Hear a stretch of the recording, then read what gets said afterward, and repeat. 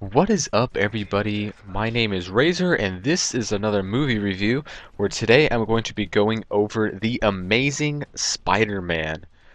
And of course, there's always going to be no spoilers, so you don't have to worry about, clicking off or hearing something you don't want to hear. All these reviews are spoiler free, and I like to keep them entertaining, so I got some gameplay for you here to look at.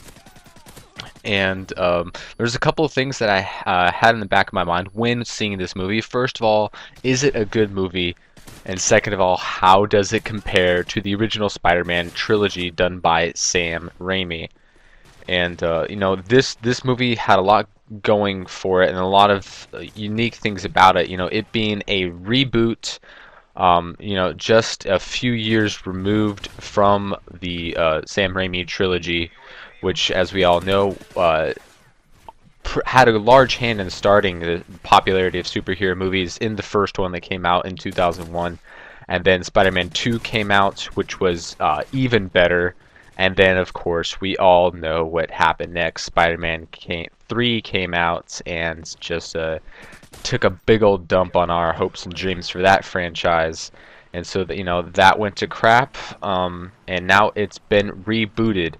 And when you got a franchise like Spider-Man, something huge and well known like that, when you're rebooting it, there's a lot of things that you have to take into account when making the next movie. First of all, it has to separate itself from the previous incantations of that icon.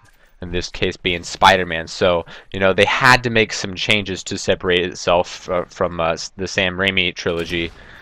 And so, first of all, they named it The Amazing Spider-Man, which is, of course, named more after the comic book.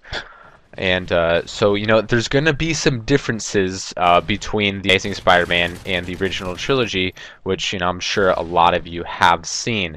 The power acquirement is going to be different. There's going to be, of course, a different villain.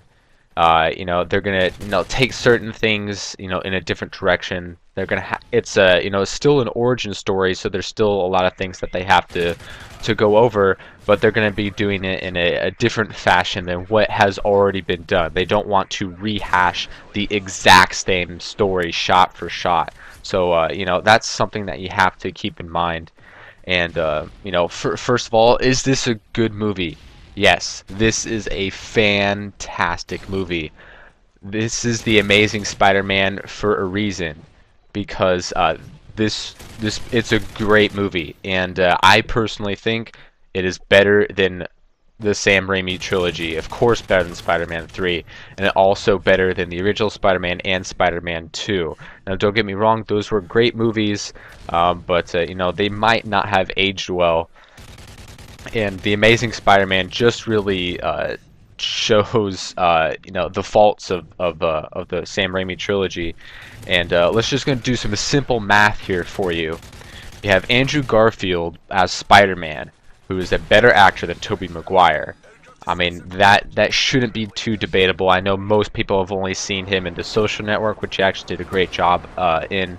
But if you don't believe me, go ahead and watch Never Let Me Go. He does a fantastic job in that movie. Second of all, we have Emma Stone as Gwen Stacy, who is his love interest. In the original trilogy, it was Mary Jane, but this is more faithful to the comic book, where Gwen Stacy is his first girlfriend. And Emma Stone, of course, is a much, much better actress than Kristen Dunst. And then thirdly, we have the director. Now, Sam Raimi has had his hits and misses, but this is Mark Webb's second film. Has made his directorial debut on 500 Days of Summer. And this being his second film, he's already got 2 hits out of the way. I'm going to say we have a better director as well. So we have a better acting cast and a better director, and it makes for a better movie.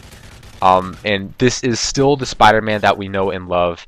He is, the comedic value is still there. The action is there. The web slinging is better than it ever has been before. And I know this sounds kind of silly talking about, a superhero movie, but it's more realistic. I know this is kind of like trying to say that Battlefield 3 is more realistic than Modern Warfare 3. You know, they're both video games and highly, highly unrealistic, so, you know, what's really the point? But the Amazing Spider-Man has more realistic elements to the movie within the realm of the Spider-Man universe and its fiction.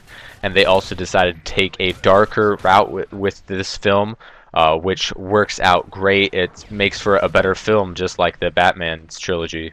And you know, a lot of people have had the reservations about this movie when they saw it. You know, they had problems with the casting or the way the suit looked or the director or the villain that they chose. And trust me, it all works. It all fits together. I'm actually quite a big fan of the way that they made this suit. Um, it looks great on screen. The web slinging is a lot better.